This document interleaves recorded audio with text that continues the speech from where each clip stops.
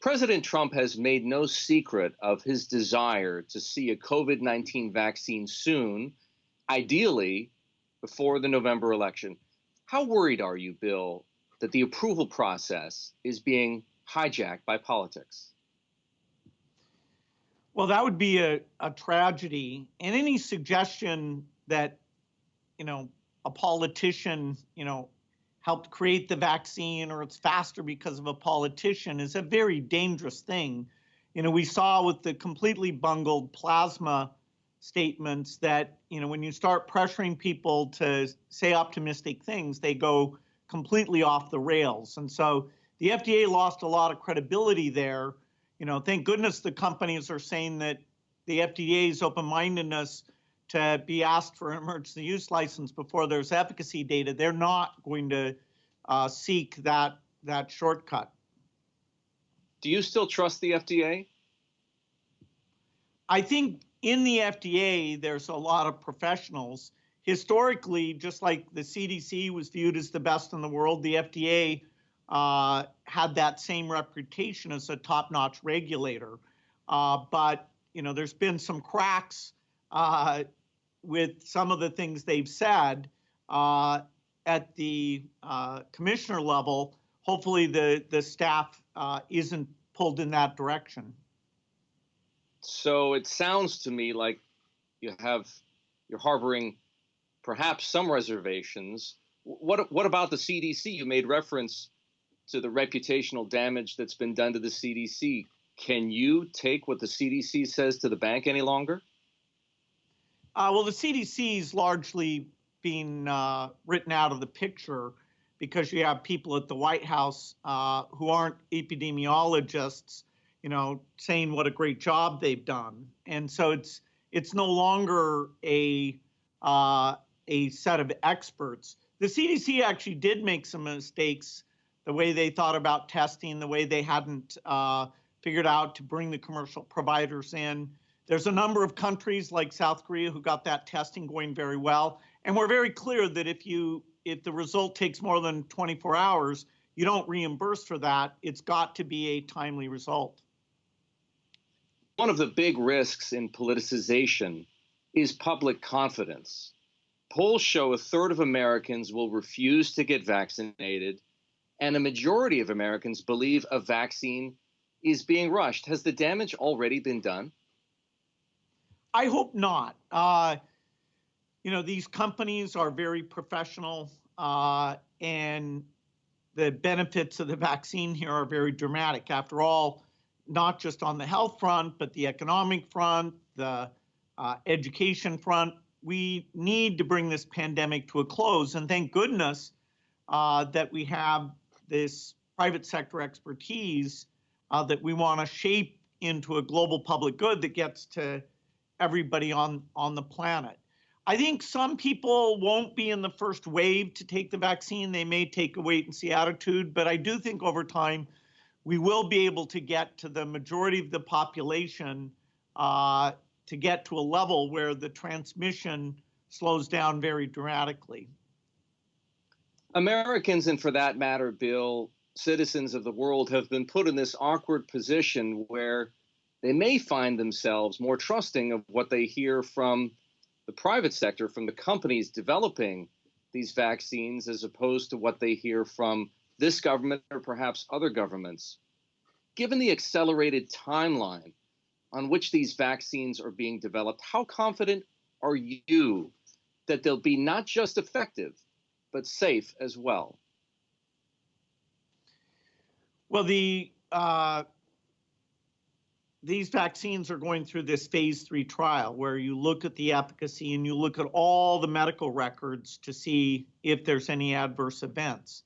The companies have their reputations. Many of these companies are doing this on a not-for-profit basis, so there's not some big profit upside to many of the companies involved, including the ones that will have the most scalable, low-cost vaccines, which is 4 of the leading 6 companies here. So, vaccines are complex. There's often rare side effects, even for the vaccines that have dramatic net benefit. We're all going to be looking at the data, but a safe vaccine, I think, is very likely to come out of this R&D work. Here's an issue I know you've put a lot of thought into. Rich countries are spending billions of dollars to put their citizens at the front of the line for a vaccine. Where does that leave the rest of the world? Yeah, this is a very important point, because whether it's from a humanitarian point of view or strategic leadership point of view, or just preventing the epidemic coming back to the U.S. again and again and again, we need a plan to get the vaccine out to the entire world. And the U.S. has been really strong at funding R&D and trials. The U.S. has put more money into that, primarily through BARDA, than all other countries. So that's really good. The thing that the U.S. hasn't done is we haven't participated in coming up with factories and procurement money for the rest of the world. And so when we do that, and I think the Congress in both parties sees that as a priority, when we do allocate money for that, then people see, okay, the R&D thing is coupled now with this sense that we care about the other countries and want to bring this to a close. Somewhere in the 8 to 10 billion range would fund these international activities. Our foundation is making sure that we have factories, including from the high volume Indian manufacturers, that are available to also make these vaccines. Bill, you're talking, or you have talked, about building a coalition of governments, of businesses, and of development banks to organize and finance vaccinations for the world's poor countries. How realistic is that in today's climate of beggar thy neighbor nationalism and regionalism? Well, the only country that hasn't shown up for those discussions is the United States. And as I said, because the Congress has always made the U.S. a leader on global health, we did smallpox eradication, our HIV generosity, which was started under President Bush, but has been bipartisan, has been phenomenal. People are still expecting us to fill that vacuum. And of course, whether it's 8 to 10 billion as a percentage of what we're spending domestically, that's not even 1% of what's likely to be supplemental type aid. So we need this to all come together. The sooner, the better. But other countries, including all the European leaders, have stepped forward with generous contributions. It's not enough without the U.S. being there. The world's not used to this vacuum of leadership. Is there a single organization that can manage a program on that scale? Yes. There's the private sector companies have the expertise to do the trials and do the manufacturing, and we have, they've stepped up. The distribution of vaccines, rich countries logistically, that's not a huge problem. As you say, it's probably more limited by the attitudes of the people there. For the developing countries, an effort called Gavi that the U.S. has been a big backer of buys vaccines for the poorest countries and gets them out to all the children of the world. And that's brought childhood death, yearly death of children, down from over 10 million a year now to less than 5 million. So it's a great organization. The U.S. Congress knows it well and has backed it. And they'll, working together with other agencies, they'll have the lead on this procurement piece and cooperating with the individual countries for the distribution. I'm assuming, Bill, you've approached the Trump administration for support for this global manufacturing and distribution plan. How responsive has the U.S. government been so far? Yeah, I'm talking to Republicans and Democrats, Congress, executive branch. When it looked like there would be a supplemental bill, it looked like at least $4 billion for the vaccine was going to get into there. Now it's not clear whether there'll be a supplemental bill, which is unfortunate because that would have been a great vehicle. Because when we talk about ending the U.S. epidemic, that global piece has to be part of that overall picture. If there's not a supplemental bill at some point, I do think there'll be an opportunity to have that money come forward. It's literally the billions you have to spend to save trillions. So it'll be the highest impact part of whatever allocation gets made. Can we unpack that cost for a moment? Trillions. Walk me through that. If the United States doesn't step up with money, if this doesn't get organized fast enough, if vaccines aren't manufactured and distributed around the world at the necessary pace, what's the cost? How do you measure it beyond the dollars and cents? Well, trillions is about dollars and cents, but the damage goes way beyond that because the loss of education and the stress that people are under. But the world economy is, close to $10 trillion impacted by what's gone on so far. Back in 2015, when I talked about the risk of this, I said, that it would be over $3 trillion.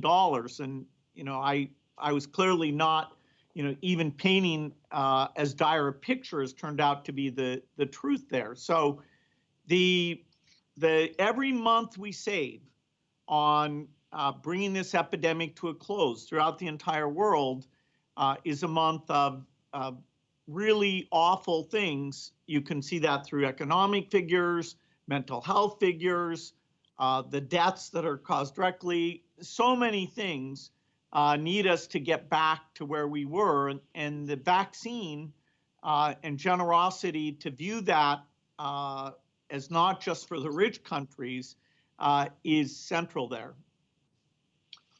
The Gates Foundation has documented the economic catastrophe that COVID-19 has produced. Bill, what if the recovery out of this catastrophe is K-shaped, which is to say one half of industry and society emerging from the pandemic strong and possibly stronger than before, and the other half weaker and falling further behind? Well, as long as the disease is out there, things like tourism, restaurants, a lot of small businesses will be disproportionately affected, whereas office workers, where the virtual connections has actually meant that their loss of productivity is actually quite modest, they'll continue to have their job and be able to be fairly productive. And so the inequity of this, whether it's between citizens in the country, blue collar versus white collar, blacks experiencing a higher sickness rate than others. Poor countries can't borrow money and spend money like the U.S. and other rich countries have. So almost every dimension of inequity has been accentuated here. And that just takes us back to we've got to bring this thing to a close. And then you can have the tourism and the travel and the sports and the variety of things, get back to where we were before this. The conspiracy theorists who believe that you helped to create and spread the coronavirus might be easy to dismiss if there weren't so many of them. Has that notoriety become an impediment to your efforts or the foundation's work yet? Well, it's so crazy, to suggest the opposite, which is, we make vaccines and that has saved, millions of lives. To somehow say that the vaccine in general is malign or that, the deaths aren't really taking place. It's surprising to me how interesting that is. So it spreads far more quickly than the truth. The big concern is that if that means that the protection of others, like wearing masks or a willingness of enough people to take the vaccine, then it absolutely does make things worse. And the idea of how should these social media platforms try and avoid being the source of these sort of weirdly interesting falsehoods, that's a debate or discussion we're gonna have to continue to have. One casualty of the breakdown in America's relationship with China is collaboration on virus research and virus containment. Do you share, Bill, the mistrust of China's intentions? Well, the U.S.-China relations have gotten very complex, and of course, as one side doesn't trust the other, then the other side does things that you can get a negative spiral. That will be a complex political issue. I do think there are cases where we can have win-win, where we're working on solving medical problems, working together on climate change innovation. So I'd hate to see this, what some people talk about, this complete decoupling. I think that would be a lose-lose. You've been a steady advocate for engagement with China and even for interdependence with China. Do you find yourself, given what you've seen and what you know, any less willing to engage, any less in favor of interdependence? Well, I wouldn't say we're interdependent. We benefit from each other in terms of, the U.S. sells jet engines and entertainment, and we used to want to sell, expensive chips that would create high-paying jobs. And so I think you have to really decide where is there still mutual benefit. I doubt, and I don't think that's come down to no mutual benefit between two countries that are, and I fully understand this, increasingly wary of each other's behavior. Should the United States be as wary as it has become to take steps like the one to which you just alluded, to ban the sale of certain high technology to Chinese companies? Well, you have to think through, forcing them to make their own chips means that if you have a confrontation in the future, not only did you give up those high-paying jobs, but you forced them to be completely self-sufficient. So, was that beneficial? It takes very smart people who don't just want to talk in terms of slogans or think in terms of us versus them. What's the one thing which is to say the world, should do to prevent the next pandemic? Top of the list would be that we do the equivalent of war games, where we sit down and look at various scenarios and say, okay, what is the checklist of activities? We saw in this pandemic, the countries that got the diagnostic capacity going and actually did think about travel, unlike the United States, mistakes in that area, they got their testing going. And so both within their country and people coming in, they had testing and quarantine capabilities that meant that the numbers, say, in a country like South Korea, never got to anywhere near what they did in the United States, where we let it get to such a level that even if we were good at contact tracing, it wouldn't have been possible to do. Joe Biden has an ambitious and expensive plan to combat climate change and shift the U.S. energy supply to renewables. Tell me, what do you think of his approach? Well, I think ignoring climate change is a gigantic mistake.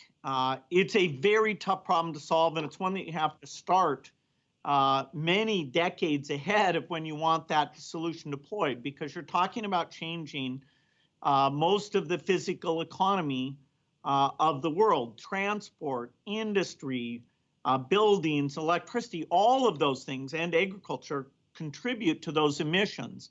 And many of these sources of emissions, we have no solution. So, thank goodness that we have a lot of innovation power, that we can be clever about designing policies and incentives to take things like steel and cement, which are very, very difficult, and find a way of making those without a big premium in cost, and yet having those be green products. You're a realist, especially when it comes to science. How realistic is Biden's 100% clean energy in America by 2035? I think that will be very difficult to achieve because it's a great goal.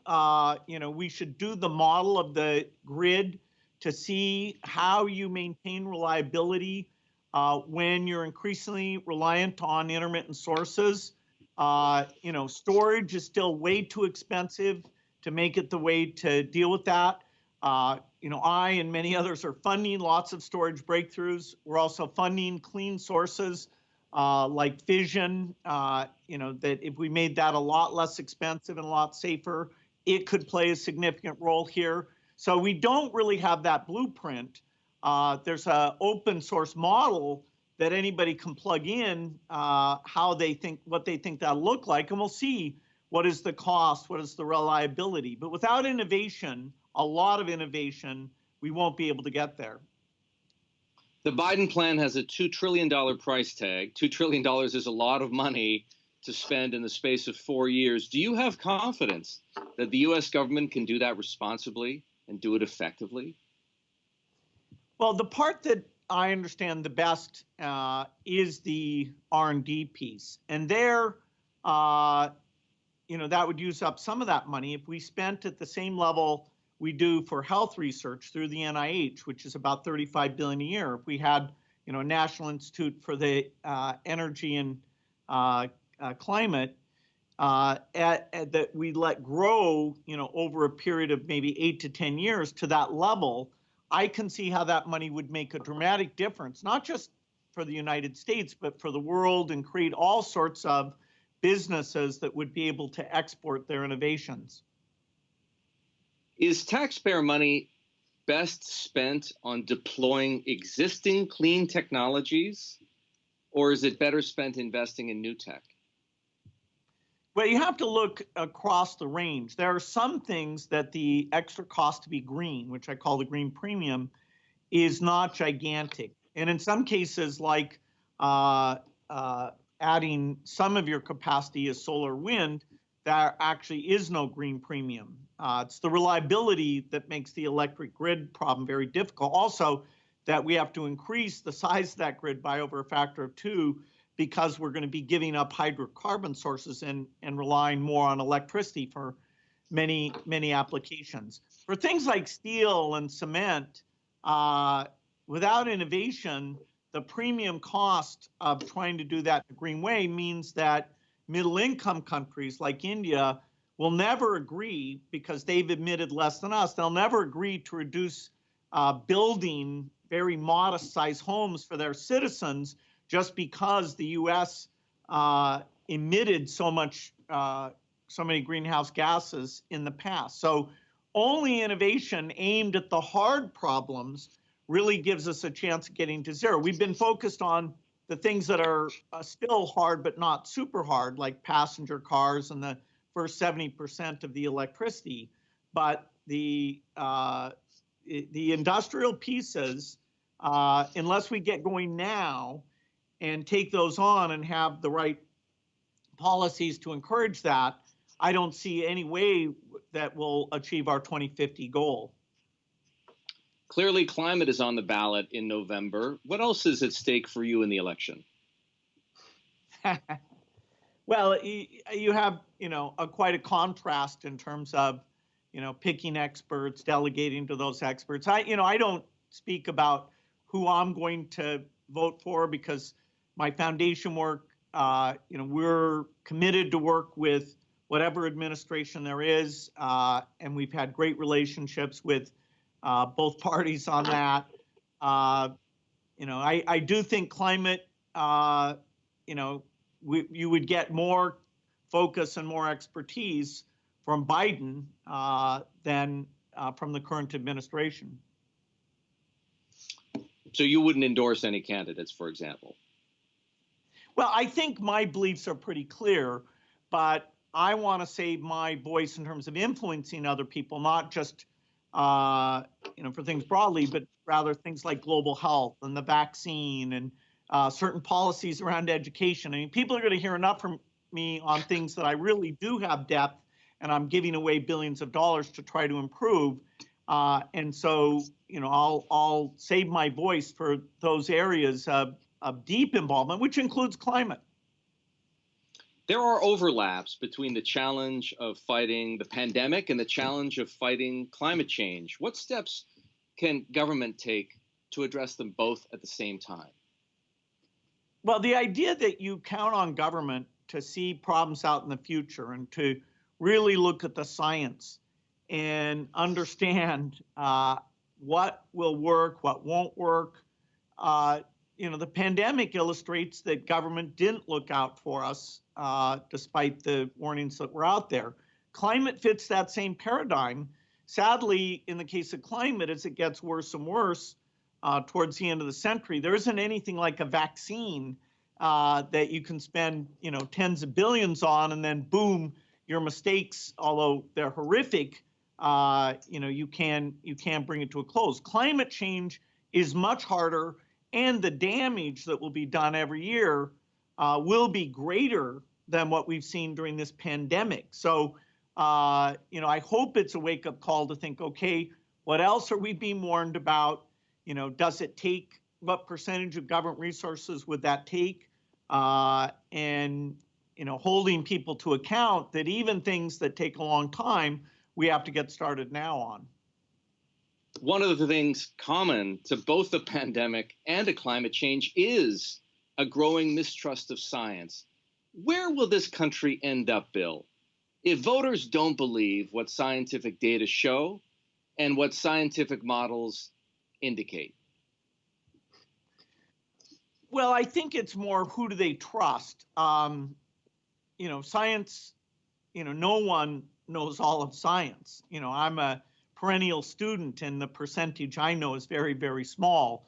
But there is this way of picking really good people, having really open debates about what's known, what's not known, trying different things out. There's an approach that science teaches us that lets us find what those right investments should be. Will this vaccine work? Will this bridge fall down? All sorts of things that really, really count, that you don't expect the population themselves to know, but you should pick somebody who believes in experts and, can admit mistakes and is willing to come up with a long-term plan, and just saying, hey, we're a selfish country. Well, for some things that works, but for some things, without global cooperation, it's a huge problem for this country. So, I think it's more to do with engaging smart approaches than, the public knowing a lot of science themselves. When you describe those desirable attributes, do you have anyone in mind? Well, somebody who's proven that they have wisdom and that they pick very strong people and they'll build a team approach. That's what we do when we give out money as a foundation, and that, we have, fortunately, a lot of success using that approach. You're a prominent investor in energy technology. Where do you see the best prospects right now for genuine breakthroughs? Well, the breakthroughs are all going to be high risk. Breakthroughs in storage. I've lost a lot of money on battery companies, but there's some great ones like Form, QuantumScape. Anyway, a bunch that are still, pursuing very ambitious dreams.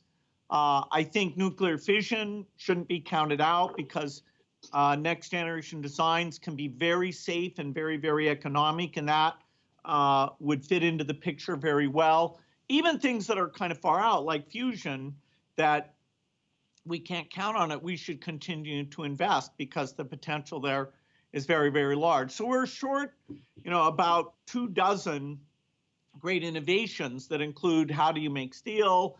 How do you make cement? Not easy problems, but if you back, 20 or 30 approaches to each of these problems, your chance of success is actually pretty high, particularly if you build an initial market, even when the product is still premium priced, to help it get that volume to get down and become totally price competitive, like car batteries or solar panels.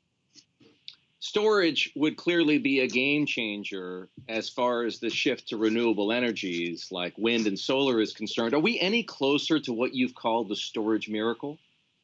No, the storage miracle means, just take Tokyo over a 2-week period where there's a typhoon, so, none of the renewable sources are available. That's more energy than, all the batteries the world has ever built times a large number. So for car batteries, yes, we've done a great job, and the kind of incremental improvement that is clearly going to come along will allow passenger electric cars to go from the few percent they are today to over the next decade or two to be very mainstream. So that's super good news. That's only a piece of the transport problem. Planes are much, much harder than passenger cars. But when we look at storage, we should acknowledge that grid level storage, there's a very good chance that we'll never have that breakthrough. So we have to pursue alternate paths to having a completely clean, reliable, dramatically enlarged electricity supply. You've described electric cars as the quote unquote easy part of the green economy. Is that to say, Bill, that there isn't perhaps as much value to companies like Tesla or Nikola as the stock market suggests? No, well, the fact that Elon Musk and others did a great electric car is a huge contribution to the climate change effort. That he did it with quality. It's still a little premium priced, but fine. He's got that initial market, and that market's going to grow, and all the other car companies, seeing his success, will come in.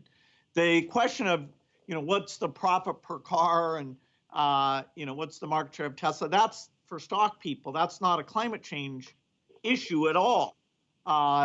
The difficulty on the other areas is much higher. So I'm not saying that, I'm not trivializing in any way the need to raise the market share of EVs, but on a relative basis, that's far easier than the industrial economy, where our progress is very, very small. And even the Department of Energy, because it really isn't part of their writ to think how to make steel. So we are grossly underinvested in these hard areas. Elon Musk has built a great electric car. He's designed and built reusable rockets. He's an innovator in tunneling technology. Bill, you knew Steve Jobs relatively well. Microsoft competed vigorously with Apple. Microsoft, when you were CEO, was an investor in Apple. People have described Elon Musk as the new Steve Jobs. Is he the new Steve Jobs? If you know people personally, then that kind of gross oversimplification it seems strange. Elon's more of a hands-on engineer. Steve was a genius at design and picking people and marketing. You wouldn't walk into a room and confuse them with each other. That's interesting. And do you find yourself as impressed by the things people are doing today on the cutting edge of industrial technology like that as you might have been 20 years ago? Well, innovation today is more rapid. In fact, the tools of digital technology that people like myself and Steve Jobs were lucky enough to be involved in building, that's actually allowed sharing of information and global cooperation to work on tough problems to be far better. And we're seeing that with the speed of these, we're creating these vaccines. We couldn't have done that 10 years ago. With climate, we need all of that increased speed and more. We need policies, we need more R&D money, we need more risk capital because of all those hard areas. But yes, innovation's accelerating, and that's the only reason you can be optimistic about climate change, is that the developed countries will get involved in this cause, including cooperating with each other.